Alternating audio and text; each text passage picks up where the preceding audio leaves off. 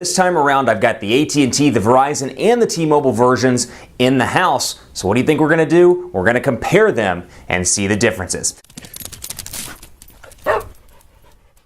Seeing the AT&T version here, that's the one I'm using, but I've got two on each side. I've got the T-Mobile version in the house and the Verizon version in the house, or office, I should say, Verizon version in the office as well, and you can see the differences. We're going to highlight in day 18 the differences between these three versions of what's really the same device with some minor customizations. First, we'll take a look at the AT&T version. The biggest change between all three of these, perhaps, is the power button and volume rocker area on the back. You can see how they look. You've got AT&T logo and G2 here, no LG. On the T-Mobile version, you have LG and T-Mobile logo, and then on the Verizon version, you've got a big Verizon 4G LTE logo, LG down here at the bottom, and customized area around the camera and around the buttons on the back. You can see here up and down, power button, camera still there, but look very different in comparison to the GSM counterparts here. You can see, bring that up close so you can take a look at the difference between the two. You've got more stock look and feel over on the AT&T side, and then over the Verizon side, a completely customized version, though the notification light around the power button remains on the Verizon version. It's also important to note that you can kind of see this in the camera, in the video rather, but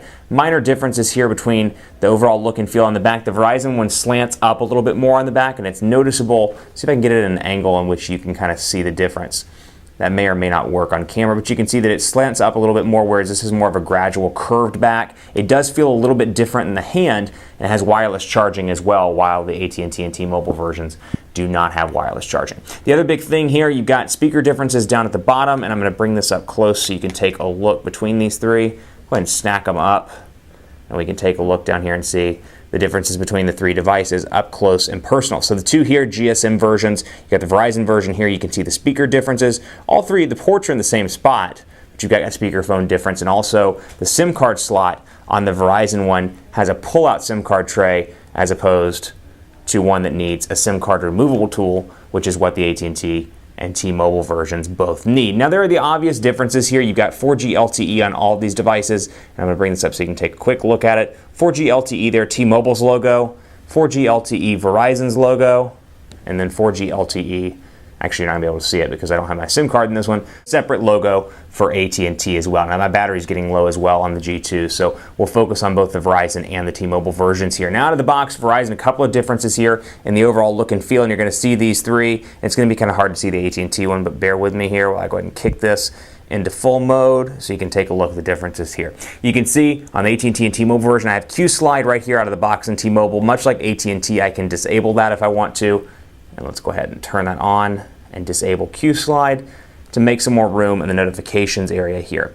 Easy to do, not really an issue, but you can get rid of that. But very much like the AT&T version, you have your brightness notification area, your sound notification area there, and those are there regardless. Now take a look at the difference here between these two, because you can see some minor differences. Over here, the settings button is right there on the right, whereas over here the settings button is over on the left. So again, minor changes, but changes nonetheless. Now, focusing a little bit more on the Verizon version, you can see that all of that is gone. It's a little bit more of a clutter-free notification area without the brightness indicator and without the sound indicator. You can quickly and easily access that when you turn the sound down over here. You'll see the option to change that.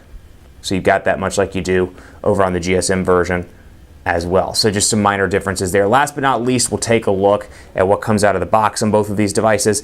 Apps buttons look a little bit different. We'll go ahead and do that.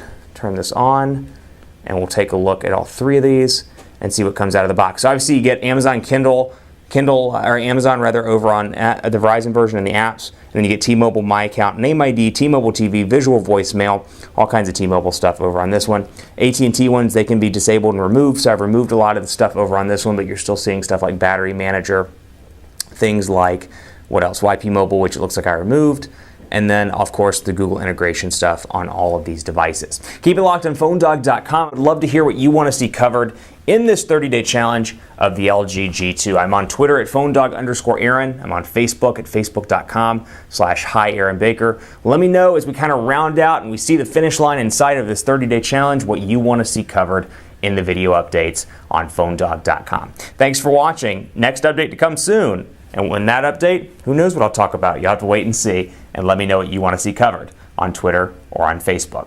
Thanks for watching. I'll see you next time.